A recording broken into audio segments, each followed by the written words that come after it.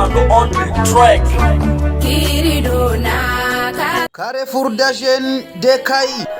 Kaikau Mami Betro Koloshi Oba Modun Concert Pentecote Madame Damele Mardi Dumuyanaka Chedongo ka fawye ko falikala ko donné o korote ko kelebana sabu ko ni ala dewi laja yoro ni mirili keleni dusukun keleni haklina keleni kunglina kelenye ko ala ni senu be jigiye de ko so kembe ka concert belebele bala be mi kanga ka kembe kalo kle mugani shegi san bafla ni san mugani saba Carrefour d'Agen na Kaikau bara naka kanyatan wolon vla wati foide ni koko na kuma Adon sara oyefuye ngani ye flengolo keto ka batige anifinya bembe kola ode koson uye alaka kuma jownya sama joyoro la ka gomingosi jorobo ula walisa anaka mirli keleni kunglena kelena ise fay ka ke walo kitabu sura fla verse kele kasenani ma o kalanjona concert belebele inkorona la o kembe ka wole bla dongli de la kangara chamama munu be dongli tatoko nyumana bla toko nyumando nu ya do ka dongola karikau o doy Adel Dawye ni do ko ma la voix d'or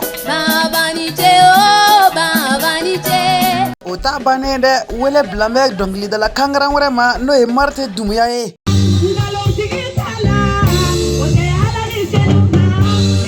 ko yoro na di dongli de la kangaran kaki ma dongli de la mimba nen tangi ka beni foli kalasrai no ye Alphonse Coulibaly ye ale na ka foli kala kangaran dafale na ye keneka foli kala munu be foli baraforo ka fini foro ka nyemere kunamu ni ngagiri ku bukotigi sosoro serili kela bora kata serili ke kai region mokoba chama wulemba keneka balna ko chama na ya keneka Kaikau akana soni concert belebele nga fo ako abada ni magobe kunda foni werala oti sembla kumbo kerekela isikilento ika damungono ki bolo mono bo ka seika kulula samarama ki kachido biulon vlani konotonda kamukandruga yeleka soy kabisa baka karafeye kle faria kama kabi woro naninga ka bamvlai walima ika biulon vlani wulon vla wole konitani kelechi bidru ni shekima wala sa unifuni duruka jekata nywanfe Kaikau mekalo kle mukani sheki Madame Damele Marte Dumuyanaka chedonko kumashi kana songa to sote sabu ko tente ko glante ko ni tengume ko glante ko tentu na tenfuru te kati sigi te kunate kato ete kabalo ete kabanga ete kaklaka sa ete ko ngania ya tika kete